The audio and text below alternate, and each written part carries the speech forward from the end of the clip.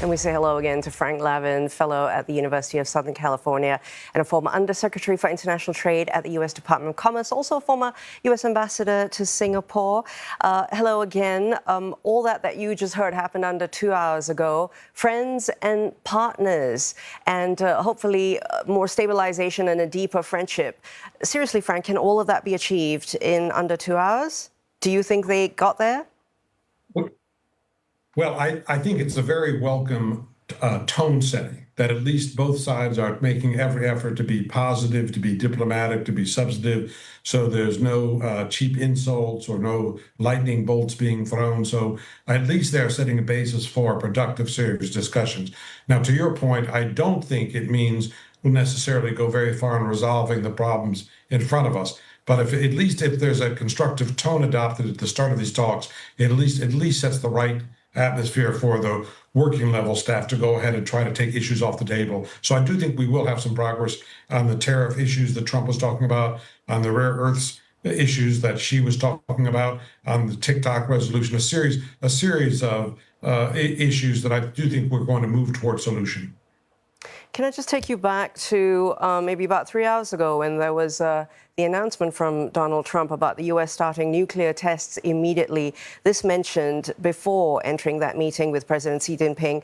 Do you think President Trump was trying to set the tone for negotiations, or was that comment more about projecting strength? What was his strategy there?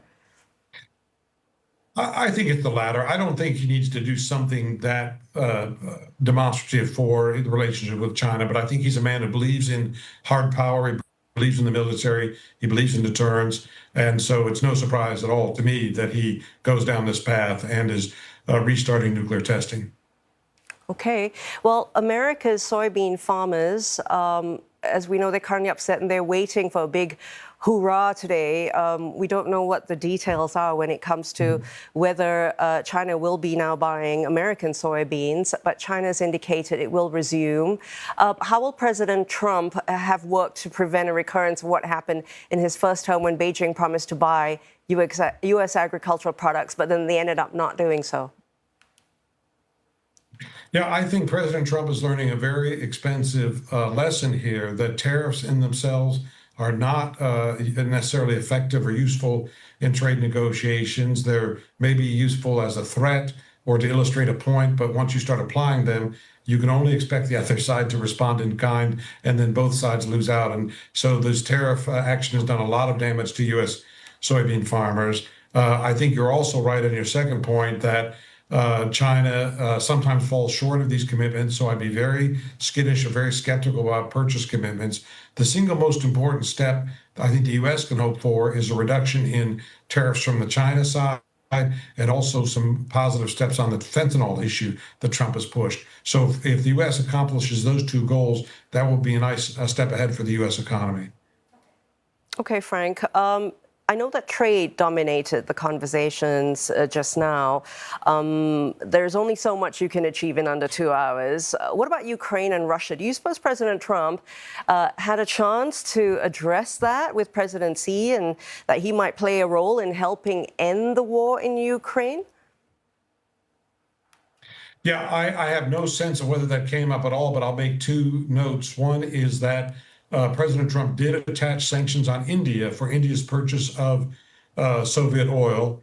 And secondly, he's attached new sanctions just this past week on Russian banks that finance the Russian oil purchases and on Lukoil. So he's taken economic steps directly on Russia and indirectly on India.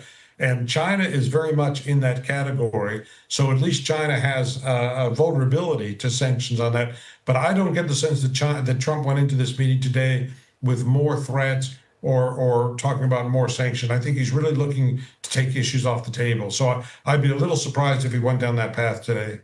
What about regional security? And by that, I mean in the Asian region. What will the outcomes of today mean for regional security here? Because the U.S.-China dynamic influences, of course, issues in the South China Sea, Taiwan, and even North Korea.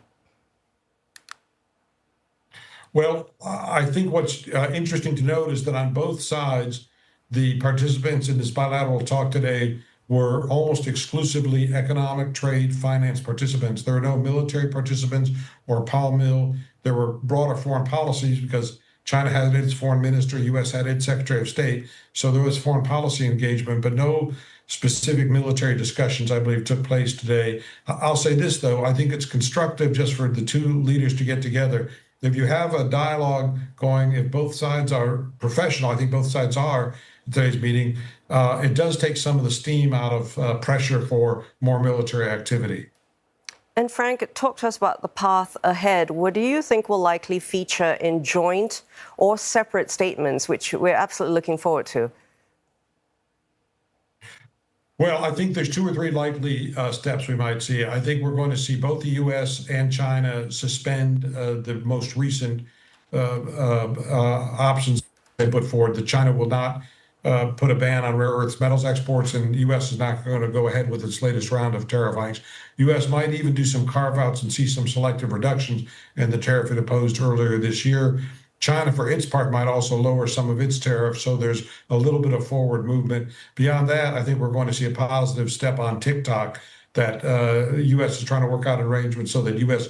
purchasers can buy the U.S. operations of TikTok and keep the entire platform operating consistent with U.S. law. So that would be a positive step ahead as well. Well, we just saw moments ago President Trump walking into Air Force One. He's wasting no time in returning to Washington, D.C. He's been in Asia since Sunday, Asian time. For a president who tends to operate in a very bilateral way, he's been enjoying the stage at multilateral events in Asia, hasn't he? Frank, what are your observations on that?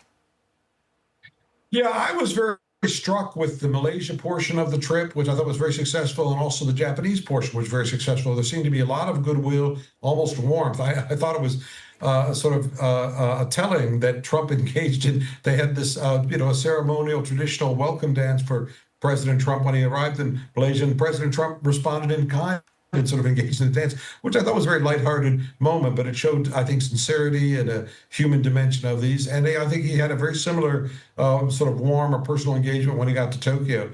So he's not always in this sort of accusatory or tariff-related mode, but he's looking to sometimes take the relationship ahead as well. So I give him credit for the Malaysia stop and the Japan stop. Thank you so much for speaking with us, Frank Lavin, fellow at the University of Southern California.